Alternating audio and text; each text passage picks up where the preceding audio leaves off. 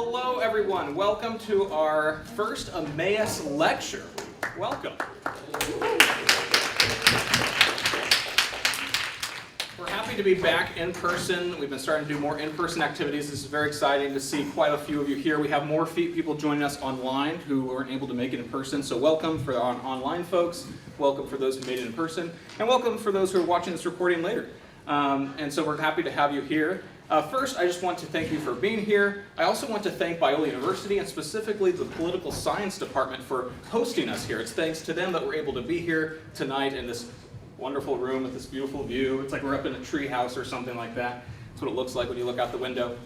So for a moment, I would like for us, I'd like to introduce my father, Dr. Scott Waller, who is the chair of the Political Science Department. He has just a few quick words he'd like to share, and then he's also going to pray for us tonight. So let's turn our attention to Dr. Scott Waller. Oh, thank you. Well, it is delightful to have you, and I am a professor, longtime professor here, and a jealous father. My children both benefited from the kind of study that you all are doing, and I'm jealous that they don't get to do that anymore. But I see the results of it, and I am here to say to you, congratulations. I know that this kind of course of study comes at an additional cost to you, not only financially, but this is a bit more rigorous probably than your average high school student goes to. And can I say to you, and I'm sure Dr. Thompson, who's here with us tonight, would also echo these same kinds of things, this will pay off for you. The kinds of things and ideas, exposure that you have is going to so benefit you. You will hit the ground running in your university experience in a way that perhaps isn't even impressed upon your minds yet. So good for you. I also have involvement in Emmaus as part of the leadership of Eidos Christian Center, which houses Emmaus Classical Academy. And it's been a delight to see how God has worked in these last couple years to not only continue what used to go on in Torrey Institute, but Torrey Academy, but in terms of God's blessing on Emmaus and the families that are served by that program. I would be delighted if, Dr. Thompson, you're going to be around for the entire time? Absolutely. Okay, well, unfortunately, I can't join you for the entire evening, but I've left a couple of my cards here. If there is any interest for you in the near future or immediate future of wanting to attend Biola University, my department has department scholarships in the Political Science Department, if that's of particular interest to you. We'd be delighted to talk to you about that. I left a couple cards in here. Dr. Thompson will be here longer than I to talk about our various departments and Biola University. And we would just be delighted if Biola might be something in your considered future. It's delightful to host you all tonight. Let me pray for us, and I'll turn it over to Ms. Lawrence. Lord, we are grateful for these men and women and their families. Thank you that how you have blessed them with gifted minds and attentive spirits to things that oftentimes are hard to comprehend. And I pray your great blessings on them, that through their investment, that they would be sharper vessels for you, that the kingdom of God would be enhanced because of these men and women and the work that they're doing here. I ask your blessing on this time. Thank you for what you are doing in Emmaus Classical Academy. In your name, amen. Amen. Thank you, sir. Sure, yeah, that'd be great. Thank you. All right, so I'm about to welcome our guest and give a little introduction, and then it's going to be a short introduction because we have a lot of exciting stuff to go through tonight. So very excited, especially for those who are into Star Wars. This is going to be great. So real quick, in case you don't know, this is Mr. Lawrence. Mr. Lawrence is one of our partnering tutors. He has been with us for several years now. Yes. Just a few quick words about him. Timothy, Mr. Lawrence, graduated here at Biola University and the Torrey Honors Institute, now the Torrey Honors College, with a degree in cinema and media arts, and his emphasis was on screenwriting.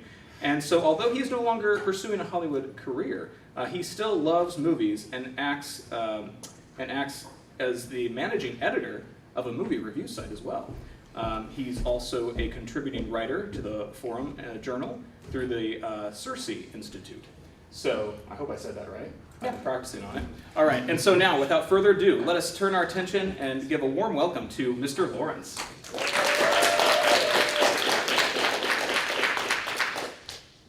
Thank you, everyone. Welcome. It is good to have you here.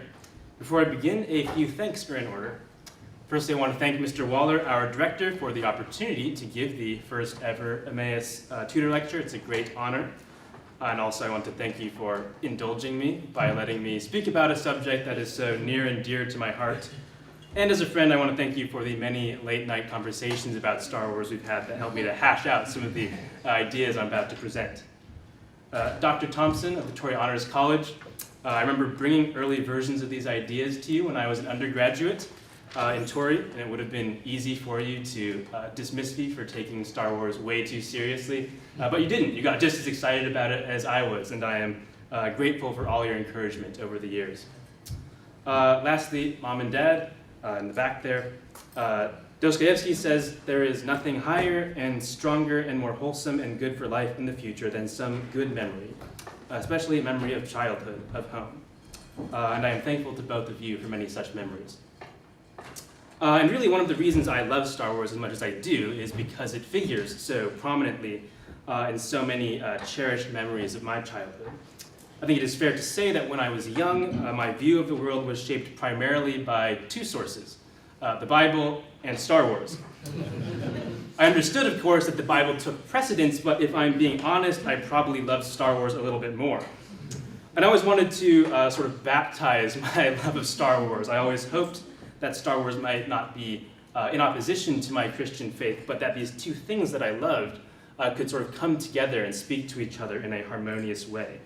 And now, about 20 years later, the ideas I'm about to present to you tonight are the fruit of that hope. I'm not going to argue that Star Wars is some kind of secretly Christian work or something, because it's not. But I am going to argue that it is deep and rich and has much to offer us as Christians. So one quick note before we begin. When a person says Star Wars, there are a lot of things they could mean. And so I should clarify up front that tonight I'm going to be talking about the original films, that's episodes 4, 5, and 6, made in the 1970s and 1980s, and the prequel trilogy. It was episodes 1, 2, and 3 from the 1990s and 2000s. So I'm really not going to touch the sequel trilogy or The Mandalorian or any of that at all. When I say Star Wars tonight, what I mean is the 6-film cycle overseen by George Lucas, the creator of Star Wars, before he sort of sold it to Disney and relinquished creative control over it. So the title of my lecture is The Skywalker Soul, the Moral Philosophy of Star Wars. I'm going to be saying a whole lot of things, but the core of it is I'm going to be talking about what I believe Star Wars has to teach us about how to live in a moral way, how to order our souls such that we can effectively practice virtue, fight against vice, and flourish as human beings. So to play off of the classic proverb, tonight I hope to both give you some fish and teach you how to fish, which is, I know, ambitious for 90 minutes, but I hope you'll take away from this talk some moral truths that will sort of benefit you in a way that transcends Star Wars. But I also hope that if you were leaving this lecture to go off and watch a Star Wars movie, you'd be able to look at it in a different way and hopefully get more out of it than you otherwise would. So I want to start this evening with a simple question. Those of you who are in Emmaus classes know how this works. A simple question is never actually that simple. But the question I have for us is, what is Star Wars about? What is the central drama of Star Wars? And I think there are at least 4 pretty good answers to that question by my count. You could say Star Wars is about it's a political military conflict. It's about the Empire versus the Rebellion, or the Republic versus the Separatists, or what have you. Okay, it's a solid answer. The word wars is in the title after all. But you could also say it's a story about family. Each trilogy centers around a different generation of one family, the Skywalker family. With Anakin Skywalker in the prequels, then his children, Luke and Leia, in the originals. You can make the argument that it's not really about the Empire versus the Rebellion at all. It's really about Luke versus Darth Vader. You could also say Star Wars is a religious story. Each trilogy has a different political conflict, but across all the movies you have the same religious conflict, the conflict between the Jedi and the Sith. None of these answers are wrong, but none quite accounts for the whole picture. When you really get down to it, I would say that the central drama of Star Wars is a cosmic or spiritual drama. It's the drama of light and darkness. The Force, the spiritual energy of the Star Wars cosmos, has a light side and a dark side, and individual characters have light sides and dark sides insofar as they're acting in accordance with the light side or the dark side of the Force. So I think the most satisfying answer to this question, what is Star Wars about, is it's about this spiritual drama of the light side and the dark side, and this contains all of the other layers. On the military level, the Empire is lined with the dark, and the Rebellion is lined with the light. Darth Vader is dark, Luke Skywalker is light, and so on. And here's where we come to a problem. What are the light and the dark? If we're getting down to the essence of Star Wars, we need to know, what do these two terms, light and dark, really mean? And it would be very reasonable to assume that light is good and dark is evil.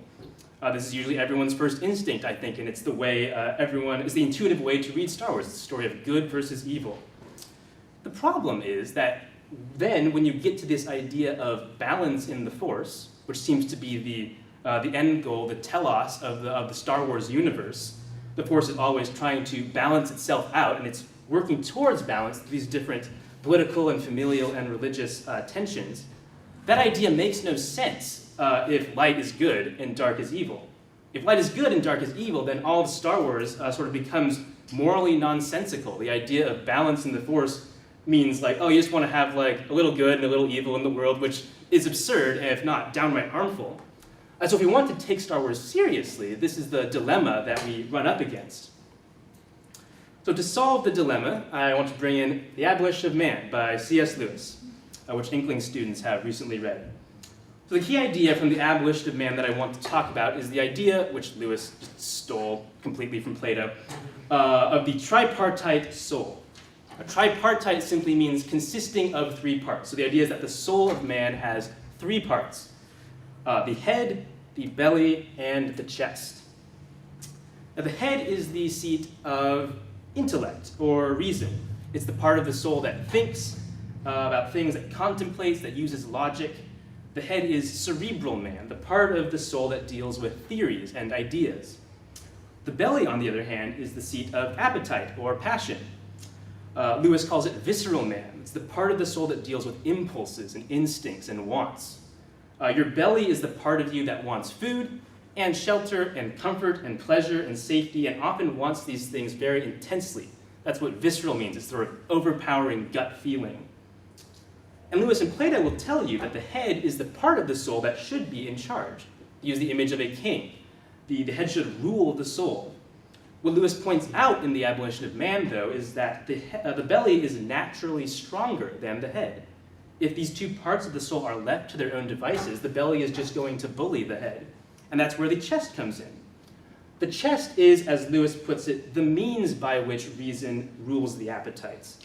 The head is the king, and the chest is the executive. The head is in charge, but it's the chest that's really acting out the head's commands and putting them into practice.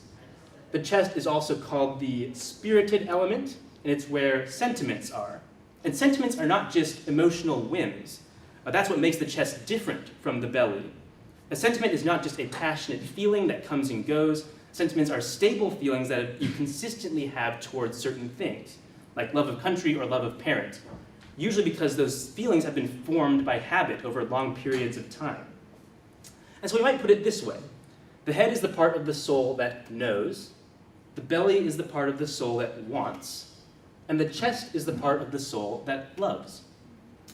It is not enough to simply know what is right. One must also love what is right.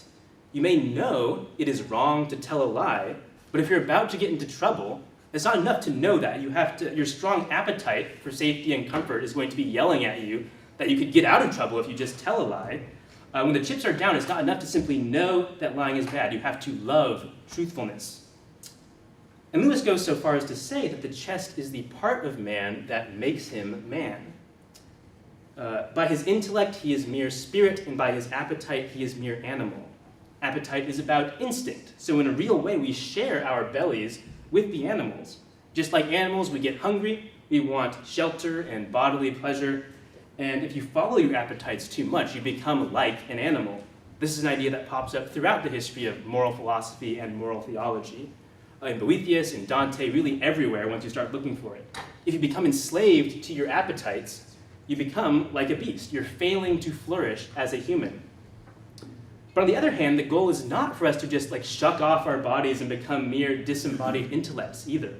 We shouldn't look at this and say, wow, this body thing is a real hassle. I would really be better off if I was just a brain in a jar who could think all the time and not be tempted by my wants. That's not what it looks like to flourish as a human either. A brain in a jar and an animal are both equally inhuman. Man is the only creature in the whole cosmos, in all of creation, that is both spirit and body. Above us there are angels, below us there are animals, and we're in the middle. That's why Lewis says that the chest is the thing that makes us uniquely human. To be truly human, to flourish as a human being, you need to have a good, strong, well-disposed chest. You can't just know what is good, you have to love what is good. So this is Lewis's concern in The Abolition of Man. He's writing in the 1940s, and he is worried that people are losing their chests because they're not being trained to have good and proper sentiments. And the result of that is that they're going to have heads, and they're going to have bellies, because you can't actually get rid of either one for good, but they're not going to have any ability to mediate between those two parts of themselves. So they're going to think certain things over here in their minds, and they're going to want certain things over here in their bellies, and there's going to be no integration between those two things. In a real sense, they're going to disintegrate. They're going to fall apart and cease to be human, to be fully human. So now we're getting back to Star Wars, because I think George Lucas shares this concern with C.S. Lewis. They both read Plato, they're both versed in the great tradition, and Lucas is making movies in the 1970s, 30 years after Lewis wrote The Abolition of Man, and he's looking at the same world that Lewis was so concerned about, and he's seeing the same problem, and he wants to help people get their chest back. So my big claim here is that Star Wars is ultimately about nothing more or less than how to be a good human. How to get all three parts of your soul working together harmoniously. How to balance them, as it were. And so we come to my thesis, which is that the light side and the dark side do not represent good and evil. The light side represents the head, the dark side of the force represents the belly, and the chest, and balance of the force is achieved through the chest. So you may notice that the three colors here, blue, green, and red, are the three main lightsaber colors in Star Wars. Sith, who are always aligned with the dark side, have red lightsabers. Jedi, who are aligned with the light side, usually have blue lightsabers, and certain Jedi have green ones, and we'll talk about what makes them different. And if you just started wondering what's going on with Mace Windu and his purple lightsaber, don't worry, we'll get there. It's not just the lightsabers. As we walk through the films, we're going to be paying attention to the use of these colors all over the place, and that color symbolism is going to be the key that unlocks Star Wars for us. We're going to see that blue is consistently associated with the head, with reason, mind, spirit, intellect, knowledge. Red is going to be associated with the belly, with appetite, passion, and the body.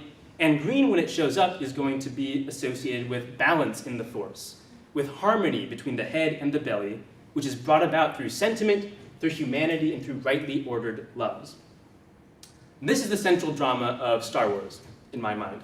Striving towards balance not between good and evil, because that makes no sense, but between the head and the belly through the chest.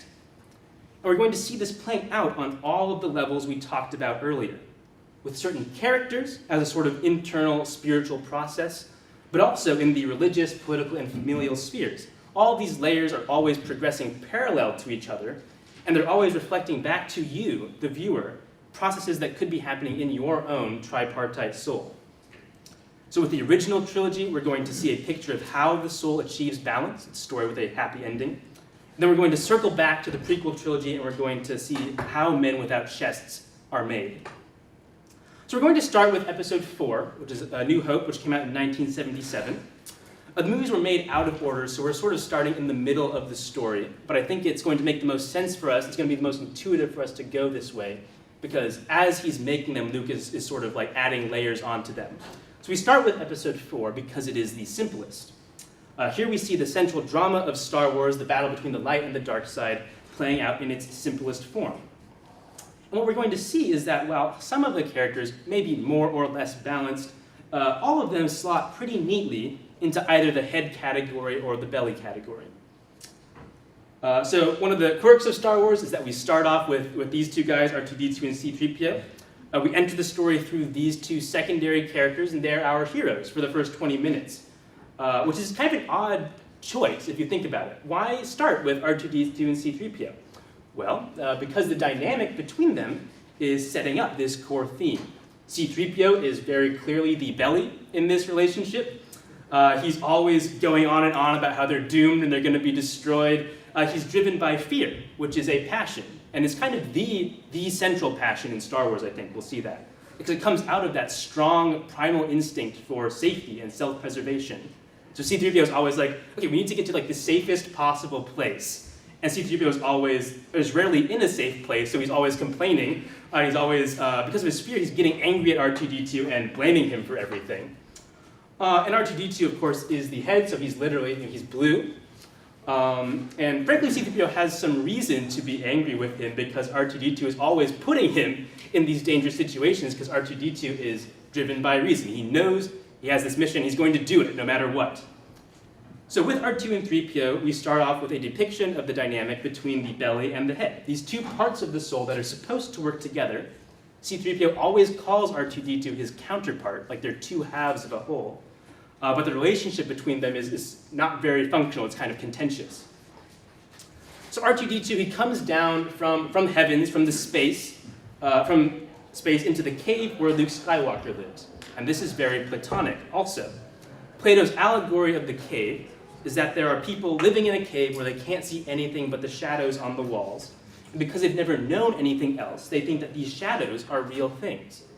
And so when someone escapes and gets out of the cave into the real world, where he can see the sun and it sort of blows his mind, he comes down into the cave to help others get out of the cave, which is difficult because he sounds like a crazy person to them. If you've only ever seen shadows, when someone tries to describe real things to you, they sound insane. So for Plato, the cave is the world that we can see and touch, the material world. And so the allegory of the cave is about ascending into a higher world, an immaterial world, a spiritual world. And you can see how this maps onto the tripartite soul. The cave is the world of the belly, because the belly is always concerned with material things. And the real world, the world up above, is the world of the head, the world of ideas and spiritual realities. And so R2 comes down, R2 is a head character, he comes down into this cave where Luke Skywalker is living. He lives in a hole in the ground. He projects a vision of Princess Leia, which is, it's blue, it's immaterial, you can't touch it, it's a hologram, but it kind of looks like a vision or a ghost. And it's this vision of Princess Leia mediated to Luke by R2-D2 that draws him up out of the cave into a world beyond what he can see and touch. It's going to sort of kickstart his Platonic ascent. The reason Luke is in the lower world in the first place is because of Uncle Owen, his father figure. As far as Uncle Owen is concerned, anything that is not materially useful is wasteful. He is a farmer, so his work is literally all about sustenance, about making sure his belly is full. That doesn't mean Uncle Owen is evil. It's good to have food so you can survive and provide for your family, but he has this tunnel vision where he can only see the importance of what's right in front of him. And Uncle Owen is one of Luke's two father figures in episode 4. These two father figures embody opposing influences in his life. They're two different ways of looking at the world. And the other one, of course, is Obi-Wan Kenobi. In the same way that R2-D2 and C-3PO are foils to each other, they're always contrasted, Obi-Wan Kenobi and Uncle Owen are always in conflict. They're always contrasted. Luke hears about Obi-Wan from R2-D2, and he asks Uncle Owen about him, and Uncle Owen goes off on this tirade about that wizard, just a crazy old man. Again, think of Plato's cave. To the people who live in the cave, people who've seen the real world sound crazy. And Uncle Owen also tells Luke, I don't think he exists anymore. He died about the same time as your father. And it's a very telling way to phrase that line. As far as Uncle Owen is concerned, because Uncle Owen is stuck in the material world, when you die, you cease to exist. And this is important and ironic because Obi-Wan is going to die, and after he dies, he will not cease to exist. He's going to still be around as a disembodied spirit, a voice. So Obi-Wan gives Luke a blue lightsaber, and they look at the vision of Leia together, and Obi-Wan invites Luke to come with him to leave the farm, to leave the cave, and ascend. So they leave, but on the way, Luke comes along with Obi-Wan, and they run into another belly character, or two, Han Solo and Chewbacca. And Chewbacca is very obviously aligned with the belly. I mean, he's literally this animalistic creature. He communicates by growling. He's like the embodiment of Han Solo's belly. And Han Solo, much like Uncle Owen, does not want to do anything that will be of no material benefit to him. Like Uncle Owen, he makes fun of Obi-Wan. He doesn't respect anything Obi-Wan represents. He calls him a crazy old man. Like Uncle Owen, he doesn't believe in anything he can't see. He says, I've never seen anything to make me believe in the Force. It's interesting to note, though, that it's Obi-Wan who actually connects with Chewbacca in the first place when they go to the cantina here. So Obi-Wan is definitely on the heady end of the spectrum, but he can connect with the belly when he wants to, and when he needs to. And that's in contrast to Luke, who Luke's headiness sort of trips him up. He has all these ideas, but he needs Han to help him because he has basically no practical knowledge himself. And when Obi-Wan, who's been playing the sort of chess role mediating between them, leaves, Luke and Han immediately start like squabbling like we've seen R2-D2 and C-3PO do. And so we have a pretty good picture here again of the intellect and the appetite trying to work together. Luke has these like romanticized ideas of how they're gonna like waltz in and rescue Princess Leia, and Han Solo is not having it because they're just gonna get themselves killed. And Luke has to like sort of like entice him and cajole him with these promises of material rewards, like, I'm just gonna give you money and that sort of thing. As you have this dynamic where the head is trying to get the belly to follow, and it's not really working that well. So they do this kind of crummy rescue attempt, and then Princess Leia comes along, and she takes over the Obi-Wan role as the mediator and leader. Like Obi-Wan, Princess Leia is definitely on the heady end of the spectrum, so she came in as this vision into the cave.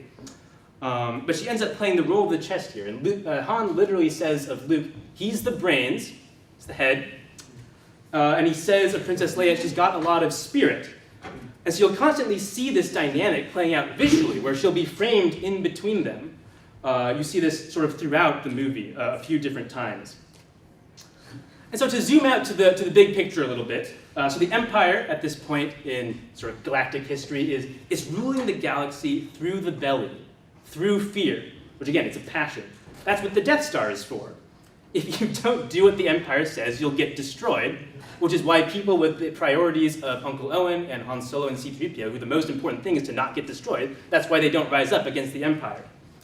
But in contrast, Obi-Wan is so utterly detached from his body, his appetites for like bodily comfort and safety have so little hold on him that he can totally lay down his life. He can smile while he's doing it, and then become a disembodied voice. In contrast, remember, to Uncle Owen's line, I don't think he exists anymore.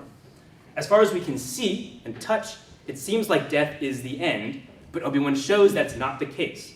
And his mysterious death allows him to come back to speak to Luke and guide him to trust in the Force. And Han Solo also chooses to act against his own self-interest, comes back to help them. So you have this sort of chain reaction of people inspiring each other to get past what they can see, to overcome their selfish passions, to risk their bodily preservation in the service of something larger. And in the end, even C-3PO, who has spent the whole movie worrying about preserving his body, offers to donate his parts to help repair R2-D2. So the belly falls in line with the head's leading, and everything is harmonious, for now. So when we pick up the story in episode 5, the head and the belly are fighting again. And it's important to quickly note here that characters are not locked into certain roles in the tripartite soul symbolism. So Leia was the chest in episode 4, mediating between Luke and Han, but here she and Han are the head and the belly, and they're bickering the way we saw Luke and Han Solo bicker, or R2-D2 and C-3PO. And we see the red light behind Han, we see the blue light behind Leia. Also note that he is dark, whereas she's brightly lit. Even their costumes reinforce this contrast. And Leia is annoyed by Han's belliness, he wants to go back to his old ways. He's worried about self-preservation because there's a bounty on his head. And he's annoyed by her headiness because she doesn't want to admit her romantic feelings for him. And so there's an imbalance here where the two parts of the soul are not communicating. But we see that both the head and the belly are necessary. So it's not actually as simple as head is good and belly is bad. We see here in the beginning of the movie that Han's strong attachment to his friends can actually be a really good passion. So when Luke is in danger, Han immediately rushes off to go rescue him. He doesn't stop and think about it. He doesn't listen to all the people who are telling him it's too dangerous. He just goes. So if not for Han's passionate nature, Luke would be done for. But Leia has to be the one who's looking at the bigger picture. She cares about Luke and Han, but she has to close the doors because otherwise, it's cold outside and everyone in the base is going to freeze to death. So without Leia's rational nature, everyone would be done for. So you have this whole little incident early in the movie where Luke gets attacked by this snow monster and Han has to come and save him. And the way he saves him is very important, though. He saves him by cutting open an animal and putting Luke inside its belly. Which is this very symbolic. Luke's going to freeze, and Han Solo has to keep him warm, so he puts him inside the belly. And this is like the whole movie in a nutshell. As the movie starts, we see the danger that Lewis warned us about in Abolition of Man, the danger that the head and the belly are going to get cut off from each other. And to keep that from happening, the heroes, especially the heady ones, are going to have to enter into the dark, passionate parts of their souls, their bellies. And it's going to be unpleasant and difficult, but ultimately it's going to be necessary and life-giving. As in the previous film, C-3PO and R2-D2 are sort of keys to the central theme. In this one, some very interesting stuff happens with C-3PO.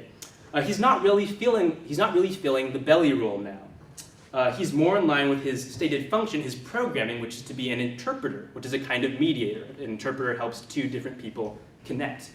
And so C-3PO, in a sort of unlikely turn of events, has become the chest. And no one listens to him. The whole middle section of the movie, they're like flying around on the Millennium Falcon, and C-3PO is trying to tell them why it's not working, why the hyperdrive is broken, and no one will listen to him.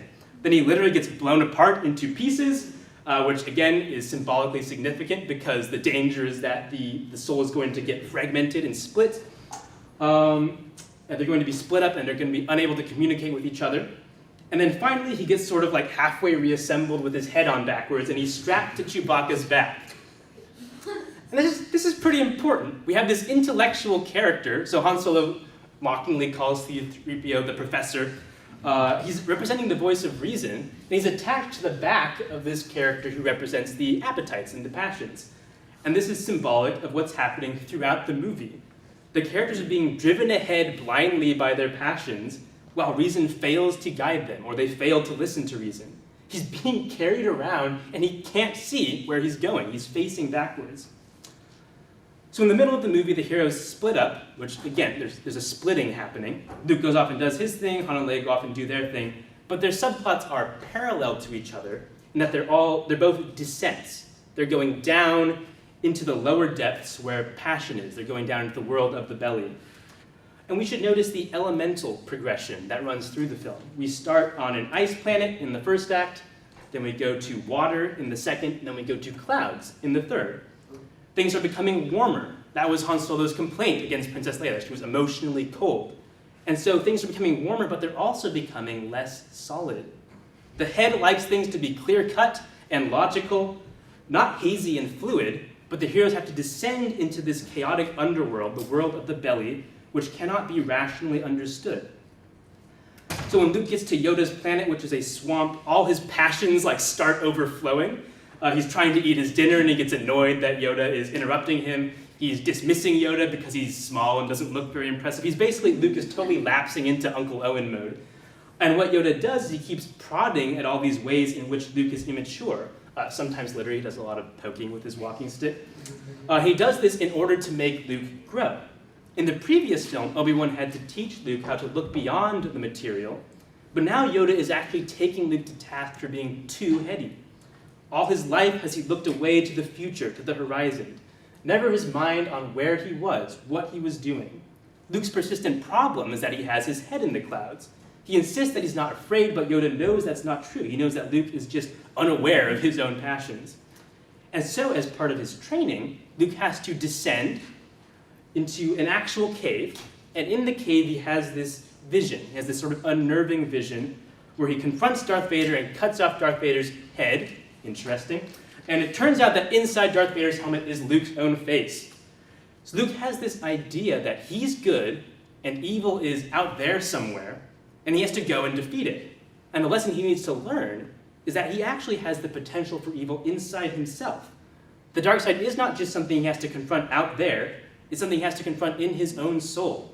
He has to confront his own fear, his own anger, his own aggression. And here we should note that Luke's role in the tripartite soul has shifted too. Now Leia is the head and Han is the belly, and Luke is the one in the middle, not mediating exactly, but sort of torn between the two extremes. He's caught in between them. He has these lofty ideals like Leia, but he also has a strong attachment to his friends like Han. And when he runs off and abandons his Jedi training to go and save them, that's totally a Han Solo move. It's exactly like what Han did for him at the beginning of the movie. So Luke, driven by passion, runs off to save his friends, and he fights Darth Vader, who tempts him to sort of go all in on passion. The whole time they're fighting, he's trying to get Luke to act out of fear, out of anger, out of hatred. And this fight that Luke and Darth Vader have is a descent too. They start off in this sort of cloudy place, and they keep going further and further down into the bowels of the city until they end up above this like bottomless pit. And here, of course, we have the big reveal of the movie that Darth Vader is Luke's father, which tracks, of course, with the vision in the cave. Luke has had this very naive conception of himself and his own goodness, and on the flip side, he's had a naive conception of evil as something entirely separate from himself. But now that understanding is challenged by the revelation that he and Darth Vader have this profound familial, biological, so like literally bodily connection. So we started with the concern that the head and the belly were going to become disintegrated, but the film ends with these new connections being created between them. Han and Leia declare their love for one another, and the familial relation between Luke and Vader has been unveiled. So disintegration is the problem, but to escape it, you have to do the work of integration, which turns out to also be quite difficult and frightening, and it opens you up to a lot of pain. But it's pain that you need to go through in order to become mature and flourish in a holistic way. So now the stage is set for the conclusion of the trilogy. We've seen two extremes. We've seen reason subduing passion. We've seen passion overwhelming reason. Now how are they going to balance out? Episode 6 starts off with the heroes having to go rescue Han Solo from his imprisonment in the lair of Jabba the Hutt. And this is so symbolically direct, it's almost like allegorical. Han Solo as a character has always been governed by his passions, and so they have to free him from Jabba the Hutt, who is like the ultimate like evil belly. I mean, just look at this guy. He's this grotesque like monster who has all of the vices that have to do with disproportionate appetite. He's angry, he's gluttonous, he's lustful. He lives in this like underworld, this cave again, and he has all of these like animalistic minions who look like pigs, which fits with the gluttony theme. And so the first act of the movie has Luke coming down into this cave where Jabba the Hutt lives to sort of purge it, to purify it of evil. So we started off with Luke in a platonic cave, and the vision of Leia came down to cause him to ascend. Now Luke has ascended, and now he's the one who is sending his vision down into the cave. So R2 comes down and projects him into the cave.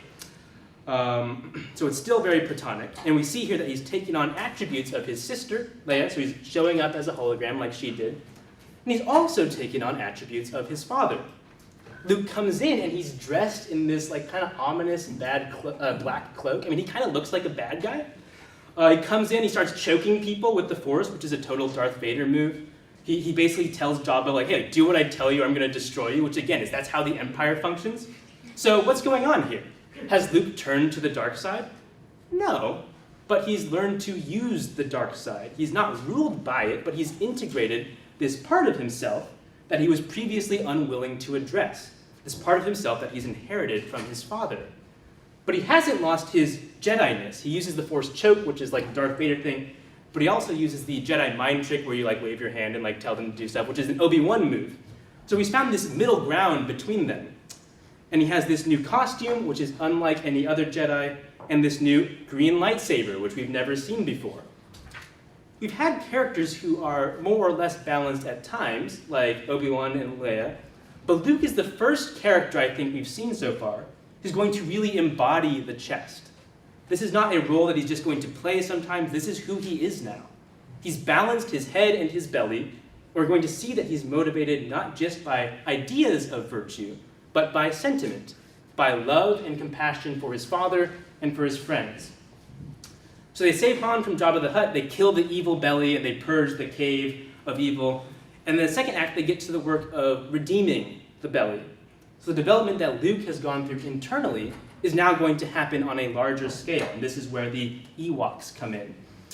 The Ewoks are these small, childlike creatures. They're like children, they're not very developed, they're kind of primitive, they're superstitious. They're very much belly characters in the same vein as Chewbacca. Leia wins them over by offering them food, and then also the Ewoks, they trap Chewbacca by luring him into a net with food. And Han Solo has this very perfect line. Han Solo's like, "Great, Chewie, always thinking with your stomach." And here we also have a crucial development of C-3PO as a character. Again, he's playing a key role.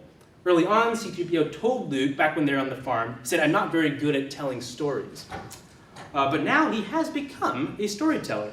He catches the Ewoks up on the story up to this point, so he walks through the events of the previous movies. He does this funny little pantomime. He's grown from a mere detached purveyor of facts and data into someone who can use rhetoric and drama to inspire and persuade. And the Ewoks, as we notice, like Jabba the Hutt, they're all about eating. They try to eat the hero, they try to roast them. But they're not evil, really. They're actually kind of innocent. They simply need to be trained. They need to be tamed. And so what you have here is that you don't want to merely suppress the passions. You need to purify them and train them and then harness them in a virtuous way. And what we see with C-3PO is that stories are a way of performing that function. You can tell someone what's right. You can sort of try to argue them into an understanding of good and virtue. But stories are different from arguments because stories actually involve the passions and are a way of pointing them in the right direction. So C-3PO tells the Ewoks the story of Star Wars up to this point, and then the Ewoks decide they want to help the heroes in their fight against the Empire. And I think this is really George Lucas tipping his hand about what he wants to accomplish with Star Wars. I think his goal is for Star Wars to be this kind of story, the kind of story that forms its audience towards virtue in the same way that C-3PO's story forms the Ewoks. So we've dealt with the belly at this point, and now we have to deal with the Emperor. And what we need to understand is that although the Empire is aligned with the belly and rules through the belly, the Emperor himself is not really a belly sort of character. He's an evil head. And here's the thing. Being ruled by your belly and your unchecked appetites is not good, but it's even worse to have a head that is twisted and corrupted and evil. This is why Dante in the Inferno puts the sins of the misused intellect deeper in hell than the sins of the uncontrolled appetite. And it's an idea that we'll find all over C.S. Lewis's work too. The better a thing is to start with, the worse it's going to be if it goes bad. The devil is not an animal who just can't help acting on his passions. The devil is an evil spirit whose intellect is turned towards lies and hatred and destruction. And that's the role the Emperor has. Jabba the Hutt is bad, but the Emperor is way worse. The Emperor is the foil of Yoda, so he's old, he's sort of frail, he's not physically imposing, he has a little walking stick.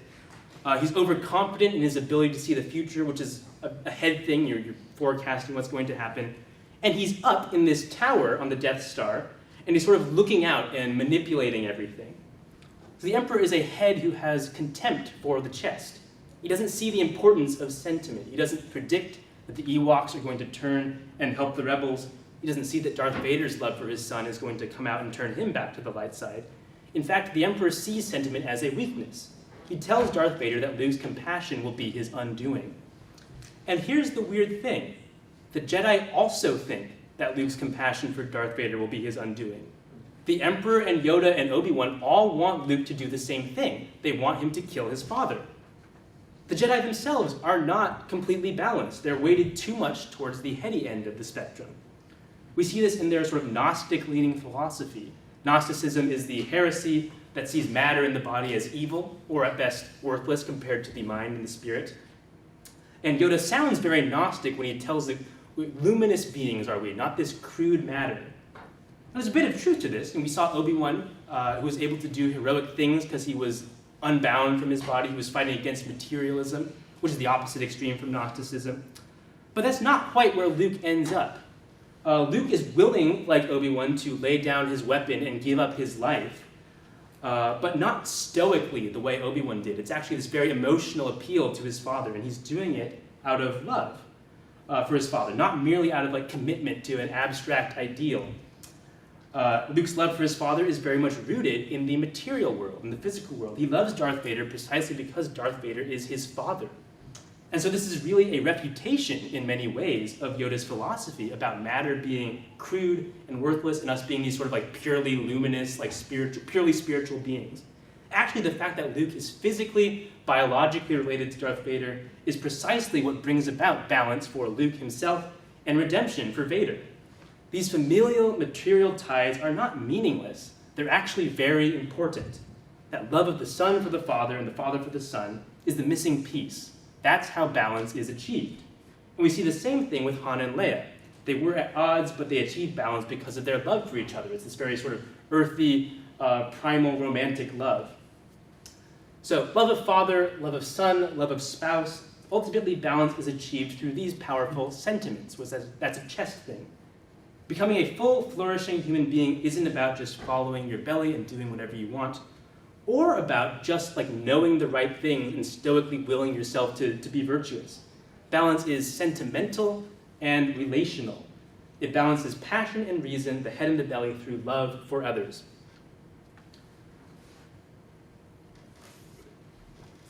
So that's balance in the original trilogy. We're now going to circle back and see how you end up with an unbalanced soul. We've seen the positive example, how to balance your head and belly and chest through love. In the prequel films, which give us the origin story of Darth Vader, we're going to have a picture of how you become a man without a chest. So we start off on this green planet, Naboo, where much of the action is going to take place. Remember that green is the color of balance, and Naboo is itself. This planet is laid out like a tripartite soul. There's two civilizations who live there. You have the people who are clearly the head. They're very cultured. They have this ornate, elegant city that's high up. They have this democracy where people sit around in a council and deliberate and discuss. And then on the other hand, you have the Gungans, who are like the Ewoks, like Chewbacca. It's the same kind of character. They're primitive, they're animalistic, they're not technologically advanced. And to get to their city, you have to go down into the hidden lower depths. And so in the relationship between these two cultures, you have the head-belly dynamic playing out on the planet-wide scale. It's like R2-D2 and C-3PO. They're two halves of the whole. They're counterparts. So Naboo itself is like a tripartite soul, the green planet. And in The Phantom Menace, the galaxy as a whole is laid out like a tripartite soul. We have three planets, Naboo, Tatooine, and Coruscant. Naboo, as we already saw, is the chest. Tatooine is, as always, the belly. This is the same place where Luke grew up. It's where Jabba the Hutt rules. It's belly world.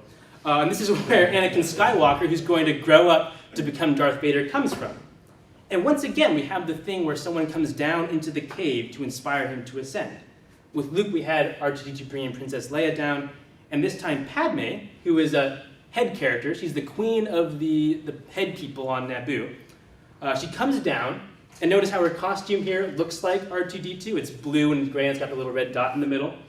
And Anakin mistakes her for an angel, and so she's like a vision who inspires him to ascend out of the cave. So Tatooine is the belly, Naboo is the chest, and Coruscant is the head. It's the capital of the whole republic. It's this giant city planet. There's no nature there at all. It's completely cultured, completely advanced. And here you have the Senate, which is the political head of the galaxy. It's where everyone comes to deliberate and discuss. And the Jedi Temple, which is the religious head of the galaxy. So all the head stuff is happening here. And they're also all sitting around in a circle, like discussing things. Sounds familiar. So as we saw, Naboo is the chest planet, which has both head and belly elements. And then we have the two opposite extremes. And we've learned from the abolition of man that the problem starts when the chest gets taken out of the equation. And that's exactly what Palpatine, who's the future emperor, does. He sets up this blockade to cut off communication between Naboo and Coruscant. And then he engineers a crisis to get people acting out of fear, out of passion, which makes them turn against the head. So Naboo is being invaded by the droid army, and Padme, the queen, comes to ask the Senate to intervene, and they don't do anything because they're just sitting around and talking. They're too heady. They talk about it endlessly. And so Palpatine, he plays the tempter. He's like whispering in her ear, and he gets her to vote out the current chancellor, who is too weak, and elect a stronger chancellor, which happens to be him. So it's his first step in his plan to become the emperor and take over the galaxy, as he cuts out the chest. And what's happened is that the heroes have decided to let fear dictate their actions. Essentially, they say, okay, we need a particular result right now, and we're going to change our ideals to make that happen. So they they've let fear dictate their actions, and what's really dangerous is that they don't realize that's what's happened. And why is this able to happen? Shouldn't the Jedi be able to stop it? Well, the problem is that when the story starts, the Jedi are already lacking chests. Like the Senate, they're too heady. They're cut off from the rest of the galaxy up in this tower, which, by the way, looks unsettlingly similar to the Emperor's Tower in Episode 6. And we see the imbalance of the Jedi in the fact that Qui-Gon Jinn, played by Liam Neeson, with his green lightsaber, again, color balance, he's an outcast from the rest of the Jedi. He's a bit of a maverick. He's sort of willing to bend the rules and take risks, not because he's proud or reckless exactly, but because he has this complete radical trust in the Force. I think the reason Qui-Gon is able to be so balanced is because he thinks about the Force in a different way. He keeps talking about the will of the Force and the living Force. The Force doesn't seem as impersonal for him as it does for some of the Jedi. Qui-Gon seems to believe confidently that the Force is working all things for good, which is why he's not swayed by fear like everyone else. All the other Jedi are sort of stuffy and aloof, but Qui-Gon is very grounded. He's very present in the moment. He's not always looking at the future. And like Luke, at the end of 6, when he had his green lightsaber, Qui-Gon is very compassionate. He has this warmth that none of the other Jedi have. And as the story goes on, he keeps picking up all these extra people who he has compassion for. And Obi-Wan, who's young Obi-Wan at this point, so he's not grown into the more balanced character we know. He sort of roasts Qui-Gon. He's like, why do we, since we picked up another pathetic life form? But the thing is, it's these people Qui-Gon picks up, the people the other Jedi would ignore, who end up saving the day. And of course, the main person Qui-Gon picks up is Anakin Skywalker, Luke's father, who is going to be the main character of the trilogy. Anakin is a slave on Tatooine, and Qui-Gon frees him and gives him the opportunity to come to Coruscant. So again, he can become a Jedi. It's this ascent you can come from the belly and come up to the level of the head. The problem is that Qui-Gon is not able to free Anakin's mother from slavery. So Anakin is torn. There's still this part of him that's very much attached to belly world. In this image, we see him, he's literally caught in between Qui-Gon, who's offering him this new life on the head level, and his mother, who's in the shadows. She's there in the back in the dark, and she represents his attachments and his belly. And because the Jedi are so anti-passion, they only exacerbate the problem. This kid who's just had to leave his mom and his home comes in front of the council, and he's to be tested. He misses his mother, who he naturally has a profound attachment to, and they just lay into him for it. Here we get the Jedi philosophy that attachment is a problem because it creates fear. Yoda sees that Anakin is afraid to lose his mother, who he is profoundly attached to, and Yoda says fear is the path to the dark side. Fear leads to anger, anger leads to hate, and hate leads to suffering. But the thing is that the Jedi are themselves very afraid. They're trying to avoid suffering. They're afraid of fear itself. They cut off attachments because they're trying to purge themselves of fear so they don't have to suffer. And so they end up isolated up in their tower and detached from everyone, which all this amounts to just another way of being controlled by fear.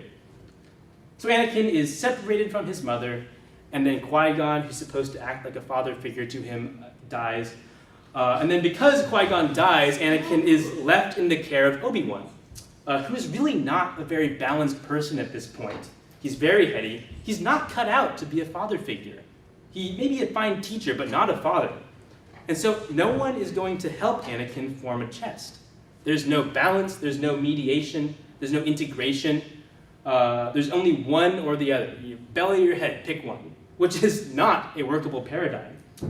The Jedi are going to teach Anakin to focus only on his head and try to suppress and cut off all his passions. That's going to lead to huge problems.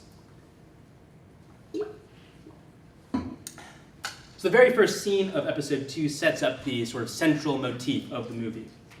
We start off with this ship going down into this very cloudy city. And the whole movie is going to be like this. It's going to be about descending into the lower depths where it's really hard to see because passion makes it difficult to see. It blinds you. And Yoda says this more or less directly. It's like one of the first lines in the movie. He says, the dark side clouds everything. So in the underworld, in the depths, passion makes it difficult to see, But that's where all the important stuff is happening. Obi-Wan goes off on this little like film noir mystery plot because he's trying to figure out who's trying to assassinate Padme. But the Jedi archives, a very blue location, are no use to him. Here we see the arrogance of the Jedi, who think that their rationality and knowledge can solve everything. So Obi-Wan's like looking for some information, he can't find it in the library and gets all huffy, and she's like, look, if it's not in our archives, it doesn't exist, period. So this is no help to him. He has to go down. His investigation only bears fruit when he goes to this diner, which is like as belly-ish a location as you can get. Like the decor is red, you literally eat stuff there. Got this guy, Dexter Jetster. He's sort of making fun of the Jedi for thinking they know everything. He says, you Jedi should know more about the difference between knowledge and wisdom. The Jedi know a lot of things, but that's not enough to make them truly wise. So Obi-Wan is trying to find this mysterious planet, and you have this key scene where he's looking at the star map, and he's like, okay, it should be here, because the gravity is like pulling everything to this spot, but it's not there. Like, what's going on? And this is, again, there's an important symbolic significance to this. If you just try to pretend your passions aren't there, which is what the Jedi are doing, they're still going to be pulling on you. You're still going to feel the pull of them. And in fact, it's probably going to be more powerful because you're not aware of that it's happening. So it turns out that this missing planet has been erased from the Jedi archives.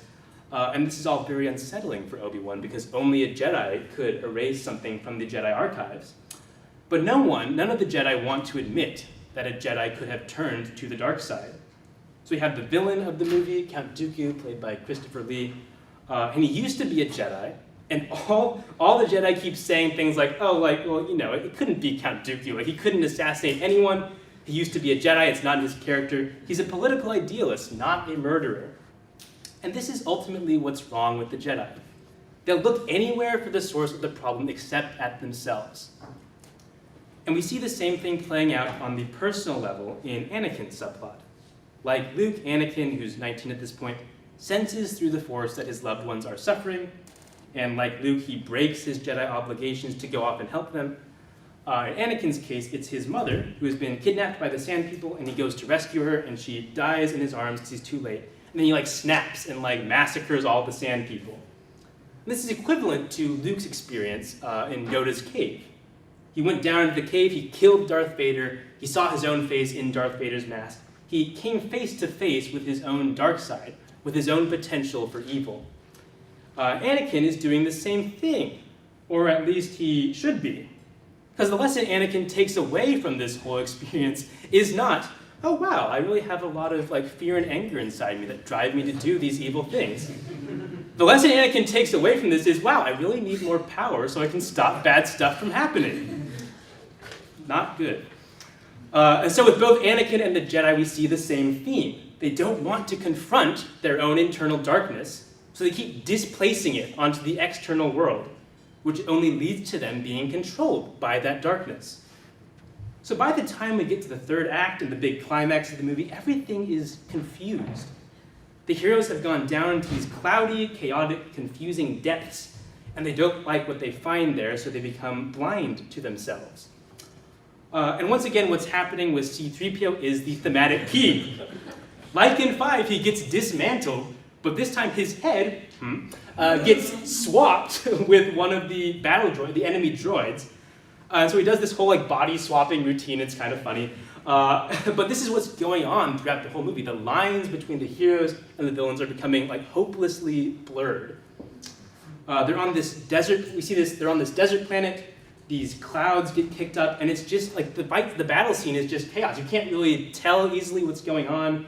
You can't tell who the good guys are, who the bad guys are. You can't tell who you're supposed to root for because the good guys are these guys who like look like stormtroopers. I mean, people who haven't seen Star Wars know that in Star Wars, the guys with the white armor are bad guys. But these are they're helping the Jedi, right? So the good guys win, but Yoda at least perceives that this is not actually a victory. We haven't actually won. The shroud of the dark side has fallen. The Jedi have won the physical battle, but they've completely lost the spiritual battle. And now they're blind, and they're just being driven along by the dark side. In the midst of all this, we have Anakin and Padme's romance. It's a very passionate romance, it's a forbidden romance, and the obstacles in the way of the romance are the Jedi, who forbid attachment, and the Senate. So all the head people are standing in the way of Anakin and Padme falling in love with each other.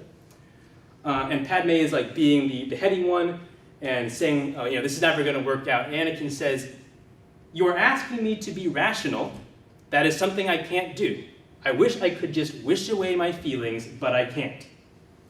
This tells us a lot about the kind of upbringing Anakin has had from the Jedi. Because he was separated from his mother at an early age, he has this desperate need for affection, and the Jedi have only told him that he shouldn't feel that way, which of course telling him that doesn't get rid of the feeling. So he's had this building up, and he's projecting all of these deep, unconscious needs onto Padme. And yes, it's very awkward, but it makes complete psychological sense.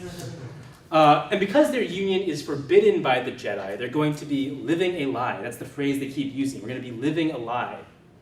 And again, we have this growing split in the soul. The belly is going to go off and do its own thing, and the head is going to do its own thing, and they're not going to be aware of what's happening.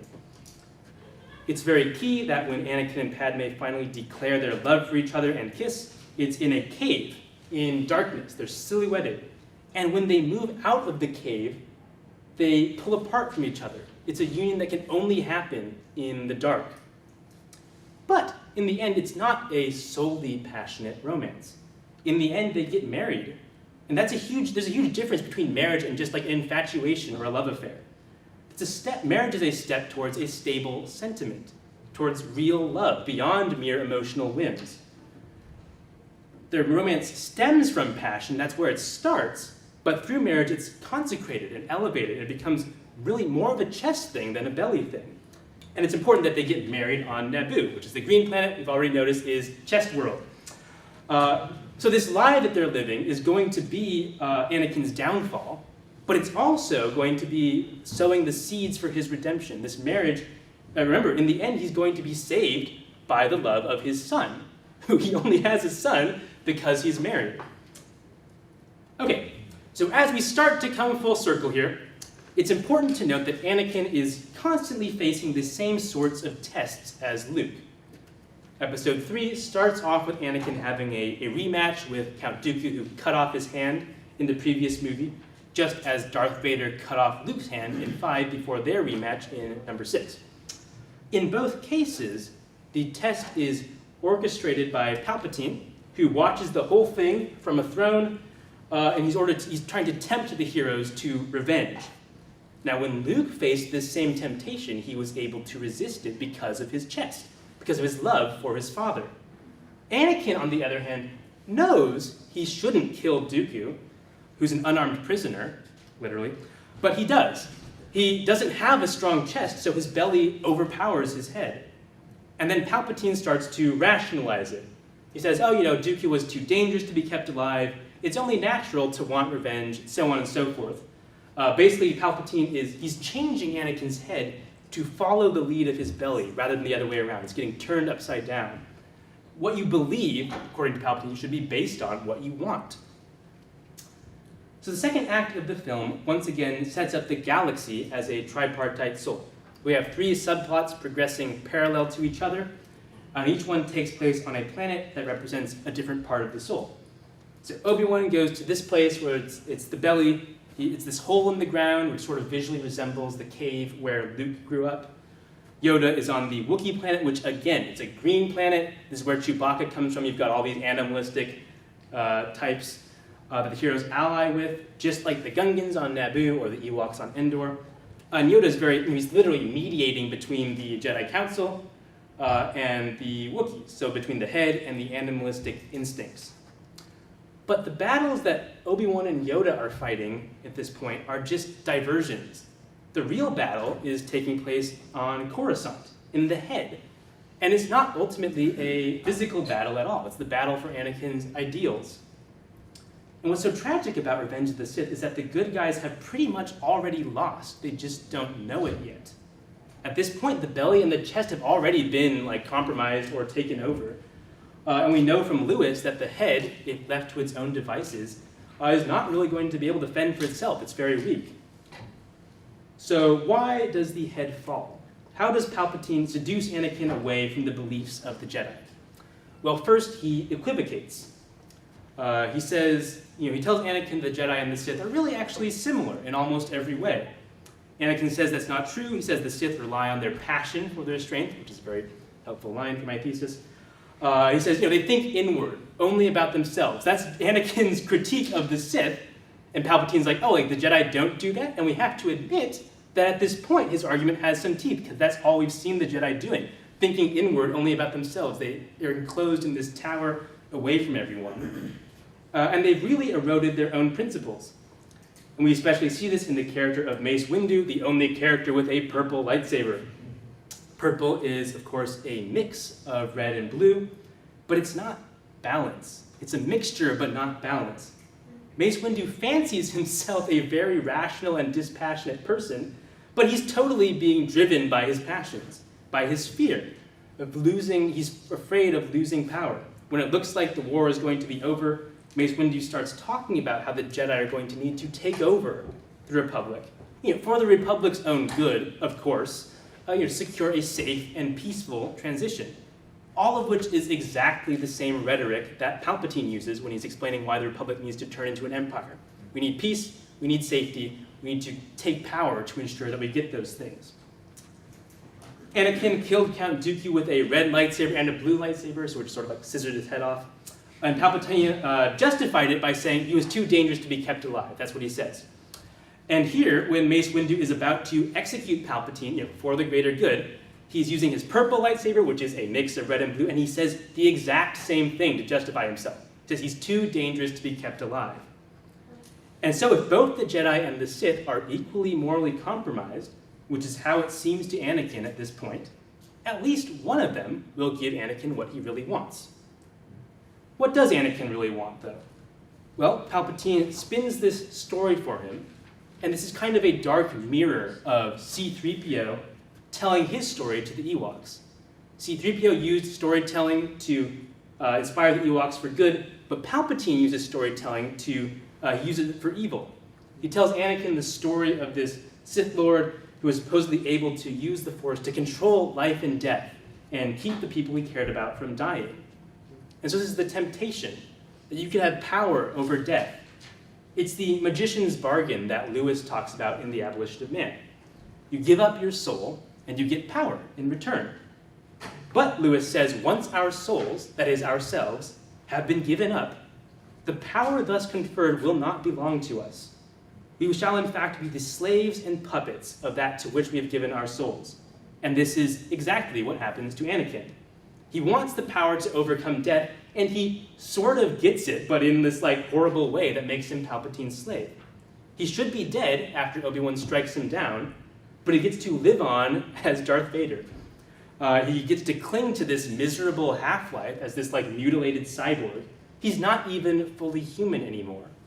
Darth Vader is a man who has been abolished. But why is Anakin so anxious about death? It comes down to his inability to deal with grief. Padme is pregnant, and Anakin starts to have dreams of her dying in childbirth, specifically. And that's very key. Deep down, Anakin is not only afraid of death, he's afraid of loss and of change in general. This goes all the way back to when he was separated from his mother, way back in episode 1. He said, "I don't want things to change," and she told him, "You can't stop the change any more than you can stop the sun from setting." But Anakin does want to stop the change, because change always necessarily implies some measure of loss, of grief.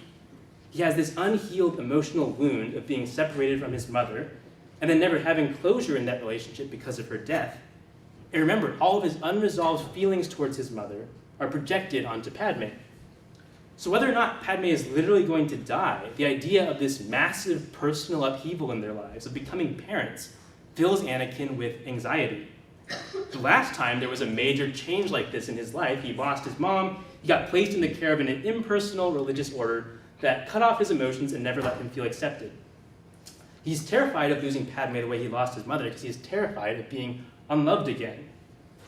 And the Jedi are not helping him with that very natural, very human fear.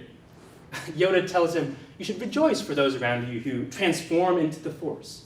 Mourn them, do not. Miss them, do not.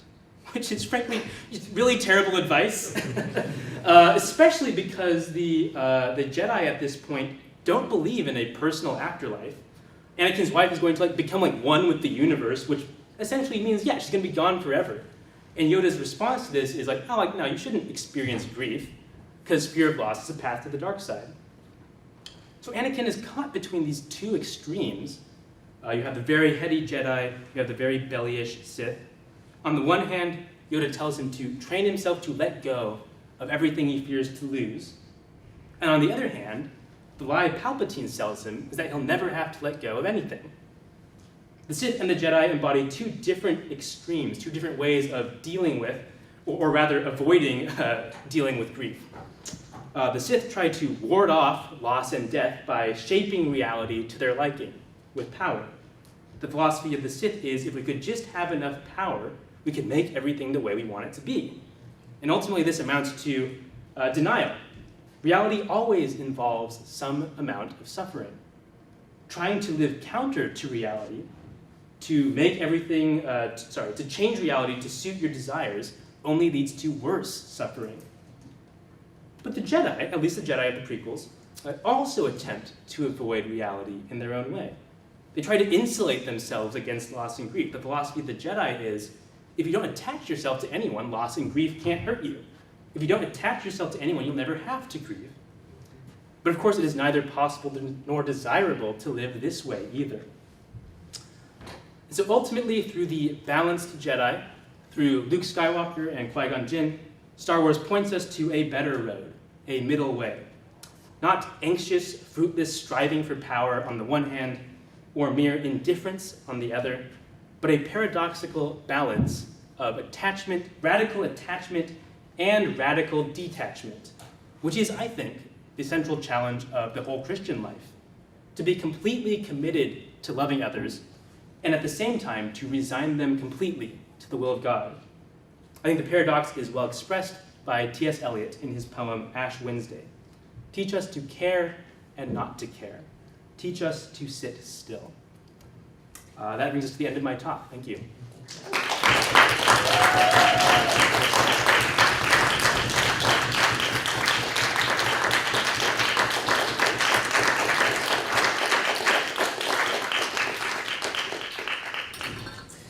Yeah, I'll say something.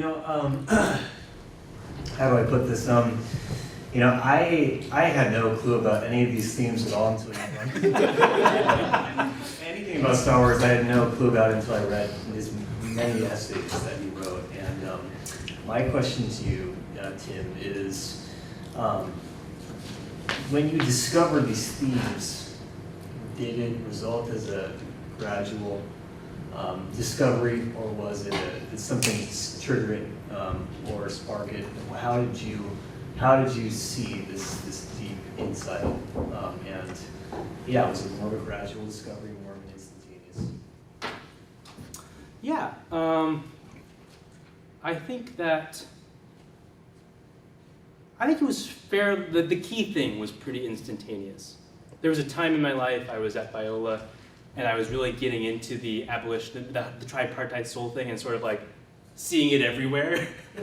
And then I looked at Star Wars, and it just matched on real fast and resolved a lot of sort of unanswered confusions I had about Star Wars. I think it resolved sort of dark light thing. So the key idea came pretty quick, and then I just sort of kept applying it, and every time I watched them, I sort of noticed new ways in which it's present. So an initial sort of pretty instantaneous revelation, and then sort of gradual widening of that. Does that make sense? Yeah, let me just say that right there primarily is why I've been friends with this man since I've been 3 years old, because of his tremendous, incredible God-given ability to see the deep meaning of things right away, and to not only that, but to draw beneficial, just a wealth of knowledge from that can really apply to this whole. This guy has helped me through every stage of my life, so I get this guy. He's the man. I don't know if you're his students or not, but This is mostly the student side. Then that's yeah, like the, while you have these years of gold in your life, just treasure this man a lot longer. And don't forget anything he tells you.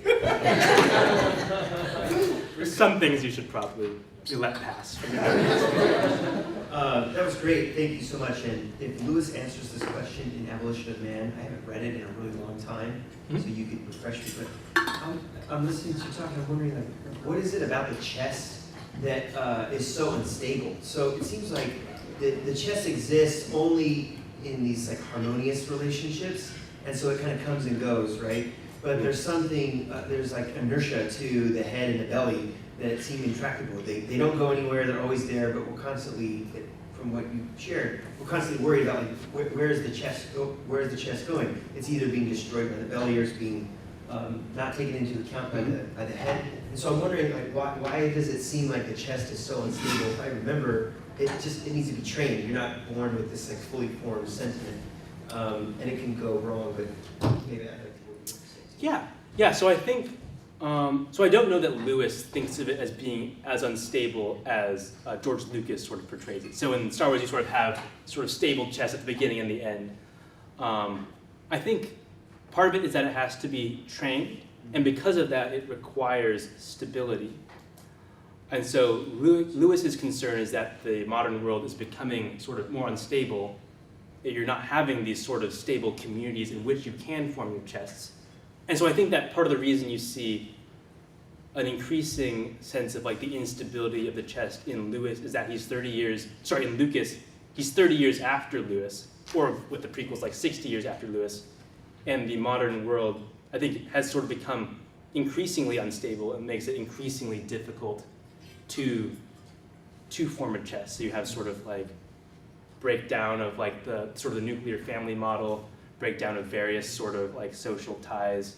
That would be sort of context in which you could be better disposed to form a chest.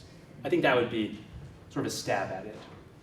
So then, can I ask a follow-up question? Yeah, totally. So what do you think then that the end of the movie seems to be the culmination of a rejection of the body and the chest? So all the main characters end up dying in this sort of self-sacrificial moment, and the next time we see them, they're these disembodied blue characters that seem to be essentially only the head to say back to the rest of us, we've arrived and this is the way to do it. Yeah, that's a good point. Yeah, I don't know that in like the Star Wars cosmos there is a sort of like eschatological like balance. It seems like, yeah, like you should live in a balanced way while you're alive, but then like your body will die and eventually, that seems to be an intractable reality in the Star Wars universe. So that's maybe a way in which it's lacking as sort of a moral scheme. So I just want to say I loved how you showed the sort of morally neutral nature of the belly by the Ewoks. It's a perfect example to show all belly and all innocence at the same time. Yeah, That was great. that's George. Yeah. Thanks. I actually have a question. Well, first, it's just interesting comparing the ending of, in Star Wars, you end up being just a spirit, right? But then in the Christian worldview, we will have a resurrected body. Yeah. So that's interesting. But in any case, my question is, in the Star Wars, there's a theme throughout. They do it a little bit more, too, in the sequels. But putting that aside, the binary sunsets, does that fit into this in any way? So like the two suns The two suns on Tatooine. Tatooine, and I'm just curious if that would somehow fit in this theme that constantly is, I think they have it a few times at least. Yeah, certainly whenever you're on Tatooine, you have and Luke's looking off at these two things. Mm-hmm. I haven't thought a ton about them, but it seems to fit with this theme of like there always being two.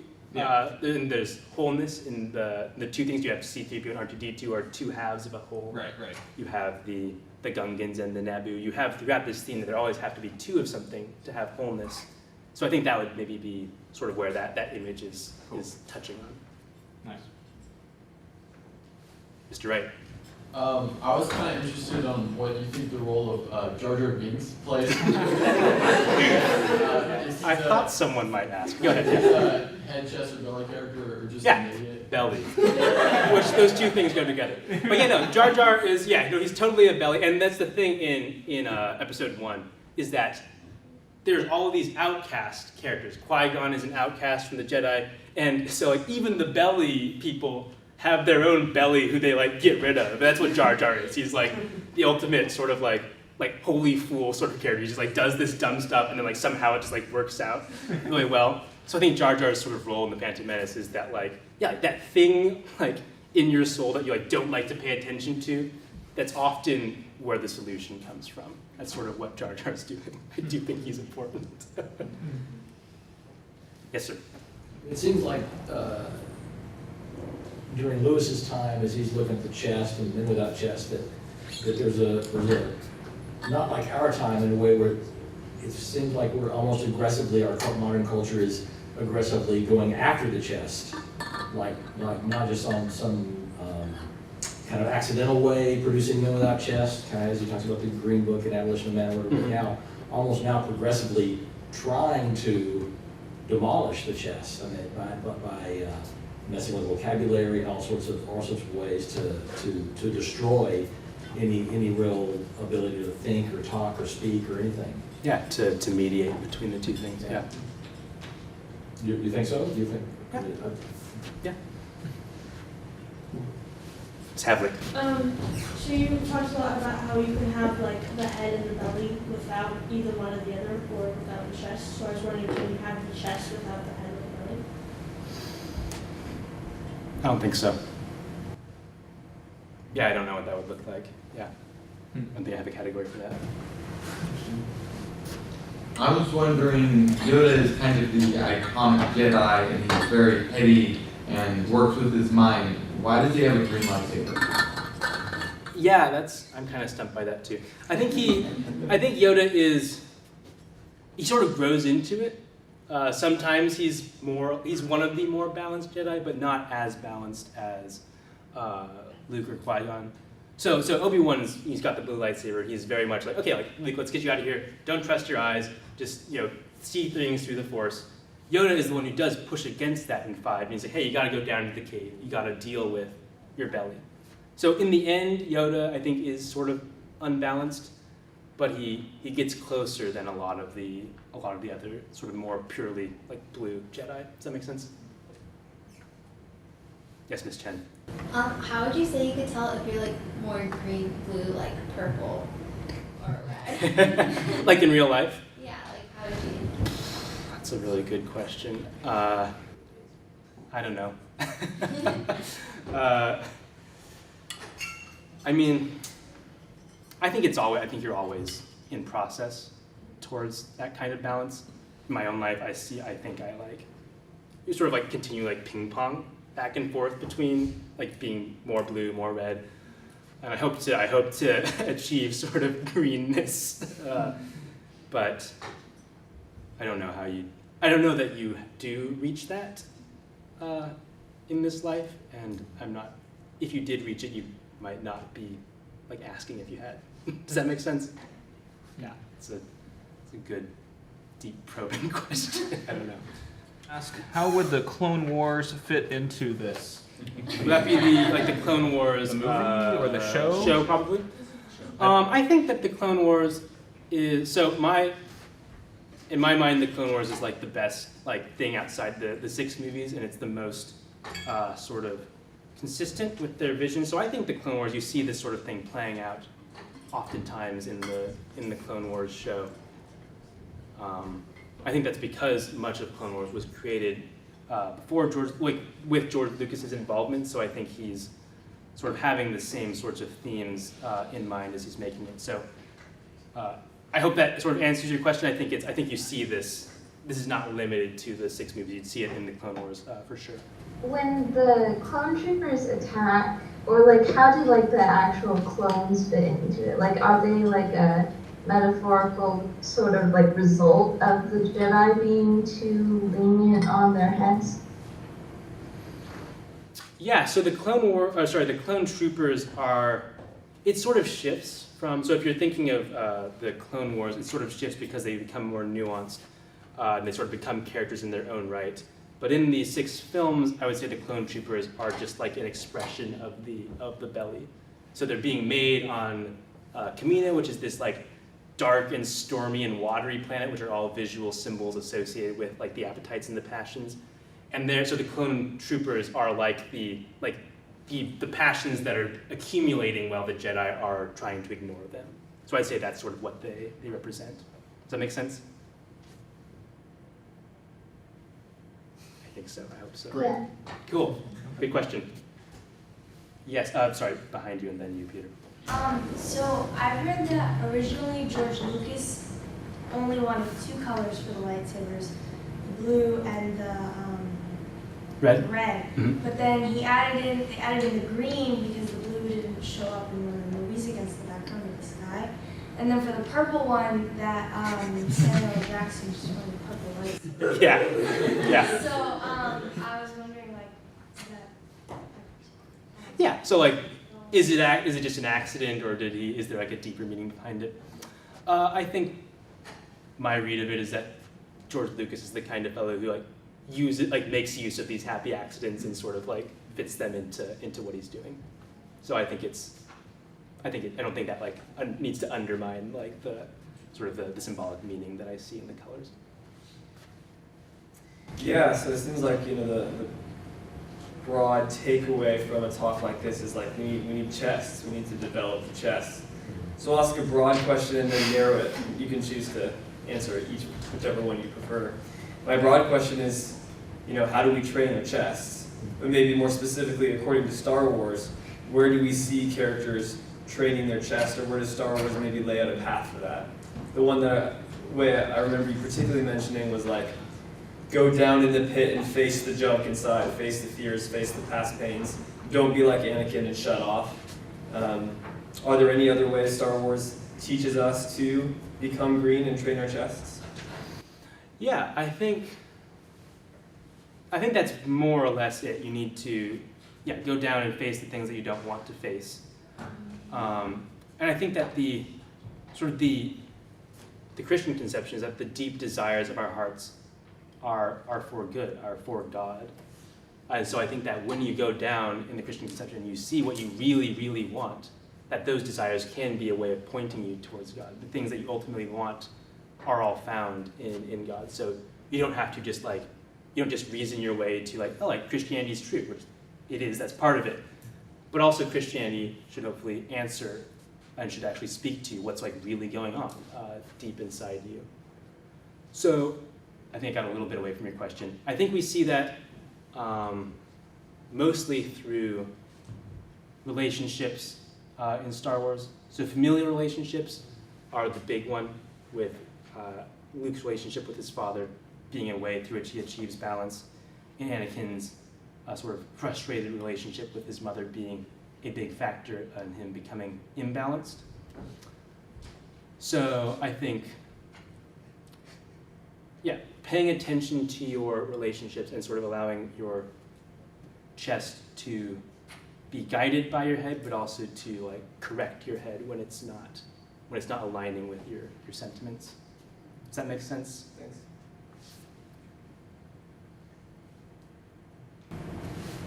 That was both masterful and fun and really thoughtful. So thank you for that. Thank you. And I just want to piggyback on the Please, question here. Augustine said you have to descend to ascend, which I think really summarizes what you were just saying. Dante also. You'll find it all through kind of the Christian Platonic tradition. And I'm wondering, so for Augustine it was important, for Dante it was important too to have guides. And you talked a little bit about guides and folks who lead astray. Can you say a little bit more about the importance of guides as we descend? So we make sure that descent doesn't just remain like we remain in. You don't just get lost down there. Yeah, in the inferno or in the depths. Yeah, that's a good question. That might be a way in which Star Wars sort of falls short. I don't know that we see it seems to be pretty individual. Yoda doesn't, I mean, Yoda tells him, like, oh, hey, go down there by yourself. And then Luke goes off sort of in between movies and does all this seemingly by himself. So I think Luke has these sort of teachers who, like, he sort of has their teaching in the back of his mind, but they don't go with him down into the descent, and that might, I don't know that we see that in Star Wars, and maybe that's like a shortcoming. Reminds me of what David says in the Psalms, behold, I make my bed in hell, that you're there. It's like the Lord is omnipresent and in with us in every situation, in every place. Or out of the deep have I cried unto thee, O Lord. That sort of depth imagery. Is there any real sense of I was thinking just on that, resurrection, death and resurrection? A lot of I think of Iron Man and different movies almost have this sense of death and resurrection and rebirth, right? And is that in Star Wars? Yeah, I think it's limited, but I think you do actually. So actually, in not so much in the 6, but in 9, in Episode 9, the most recent one, The Rise of Skywalker, you do actually have something a little more along those lines, where, and I think I do like it because I think it answers sort of Revenge of the Sith in a decently profound way. You have Anakin and Padme, and then you have Rey and Ben Solo, who are clearly parallel. So just if you look at Rey's costume in 9, it's like, it looks very much like Padme's costume. And so Anakin has this thing where he's not willing to let go of Padme, and he's trying to get the power to save her and loses her because of that. And so I think you do have this sort of answered in Episode 9, where Ben Solo loves Rey and she dies, and he resurrects her by giving his life to her. And so instead of overcoming death through like seizing power, you actually paradoxically overcome it by like giving of your life. And so I think there's some sort of clear sort of Christian resonances there, and I think that's the closest you get to like resurrection in Star Wars. This may seem sort of a simple question as it was asked before, but do you think it's possible to achieve true balance, or do you think that's something that will only happen once we get to heaven? And like, not even just get to heaven, but like at the end of time when we get our bodies back. Yes, exactly. Like perfectly, not till you get to heaven.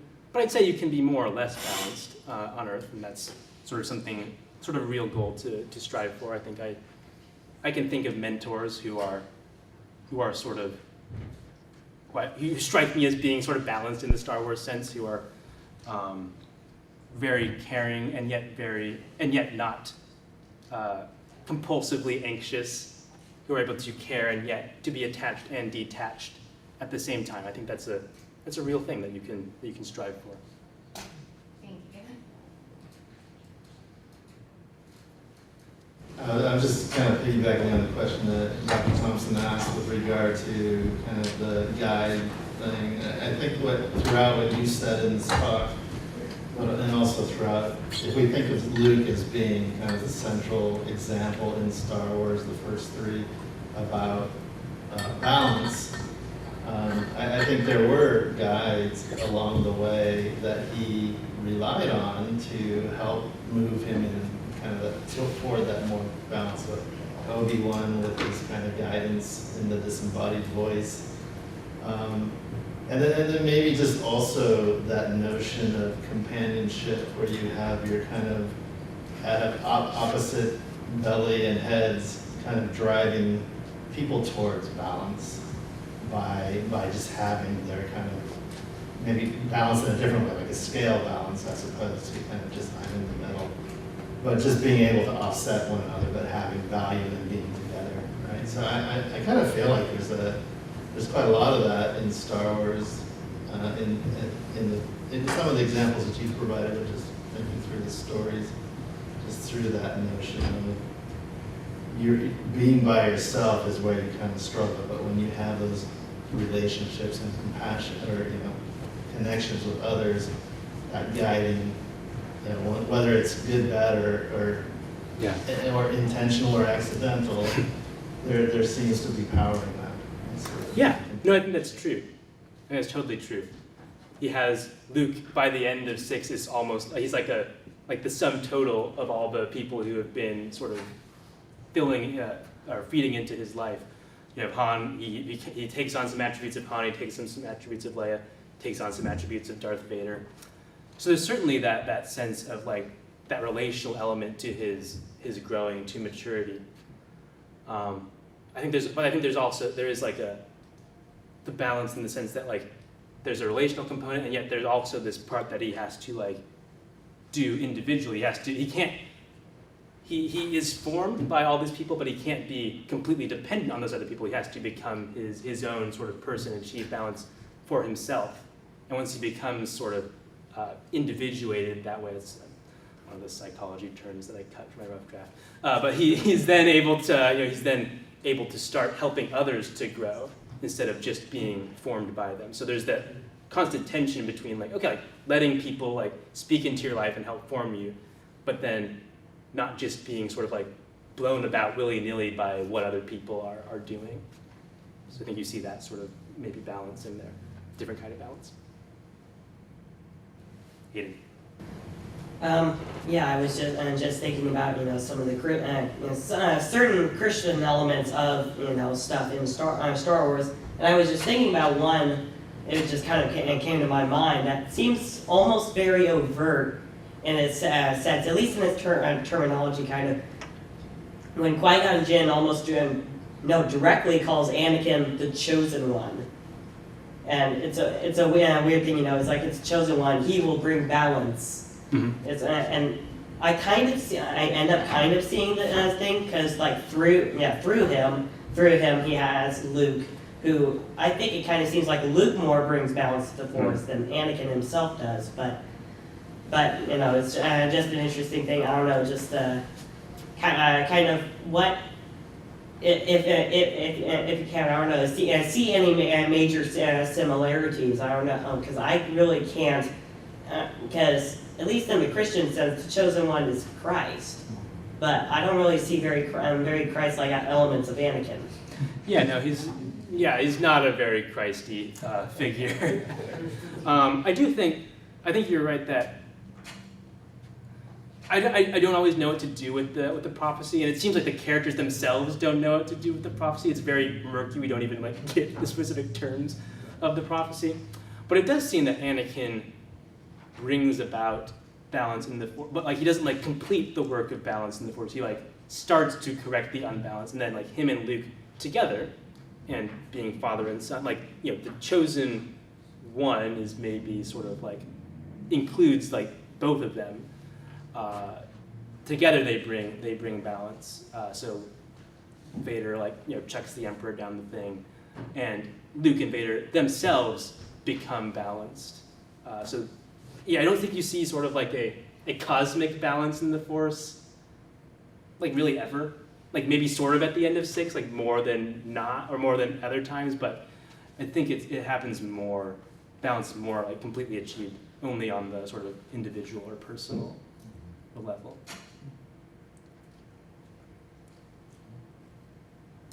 All right, I think at this point we will officially end today, but let's give a round of applause to Mr.